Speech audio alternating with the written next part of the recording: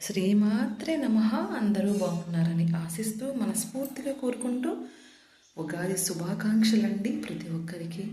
అందరికీ ఉగాది ప్రతి ఇంట సిరి సంపదలు అష్టైశ్వర్యాలు తులతూగాలని సకల విజయాలు చేకూర్చాలని నేనైతే మనస్ఫూర్తిగా కోరుకుంటున్నానండి. సర్వే జన సుఖనో భవంతు. ఉగాది పండుగ అంటేనే మన నూతన సంవత్సరం. అలాగే షడ్రుచులు తీపి, పులుపు, ఉప్పు, కారం, చేదు, ఇలా అన్ని రుచులతో మనం ఈ పండుగను జరుపుకుంటాం. మన జీవితంలో కూడా ప్రతిదీ రుచి చూస్తాం కదండి. అన్ని రుచులు కలిపితేనే జీవితం. అలాగే ఉగాది పండుగ విశిష్టత అంటేనే మనకి షడ్రుచుల సమ్మేళనం కదా. అలాంటి ఉగాది పండుగ రోజు మీ అందరి ఇంట ఆ షడ్రుచులతో ఆ ఉగాది పచ్చడిని సేవిస్తూ విజయాలు చేకూరాలని మనస్ఫూర్తిగా కోరుకుంటుందండి జ్యోతి భక్తి వ్లాగ్స్. నా పూజా గది మీ అందరికీ నచ్చినట్లయితే ఒక చిన్న లైక్ చేయండి, షేర్ చేయండి. ఇలాంటి భక్తి విశేషాలు నా ఛానల్లో అప్లోడ్ చేస్తూ ఉంటాను.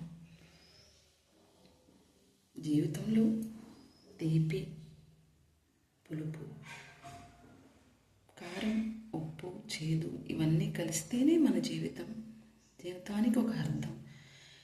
కష్టం, సుఖం, సంతోషం, అనుభవం అనేది మనం పుట్టిన దగ్గర నుంచి మన జీవితం ముందుకు వెళ్ళే వరకు ప్రతిదీ మనం చూస్తూ ఉంటాం. అన్నీ ఉంటేనే ఆ జీవితానికి ఒక అర్థం. మనం పడిన కష్టానికి ఒక విలువ, పరమార్థం కూడా ఉంటుందండి. అలాంటి షడ్రుచుల సమ్మేళనమే మన జీవితానికి అర్థం. అలాంటి అర్థం అని చెప్పే విధమైన పండుగే మనకి ఉగాది పండుగ. అందుకే షడ్రుచులతో మనం ఉగాది పచ్చడి తయారు చేసుకుని సేవిస్తాం. అరటిపళ్ళు, చింతపండు, బెల్లం, వేప పువ్వు, మామిడి తోరణాలతో ఇప్పుడైతే ఇంకా రకరకాలుగా వేసే పచ్చడిని తయారు చేసుకుంటున్నారు. కానీ అప్పుడైతే తీపి, ఉప్పు, పులుపు, కారం ఇవే ఉండేవండి. ఎవరు ఎలా చేసుకున్నా అందరి జీవితాలు సంతోషంగా ఉండాలని నేనైతే మనస్ఫూర్తిగా కోరుకుంటున్నాను. మీ జీవితం కూడా షడ్రుచుల సమ్మేళనంతో ఏ కష్టం వచ్చినా ధైర్యంగా ఎదుర్కొనే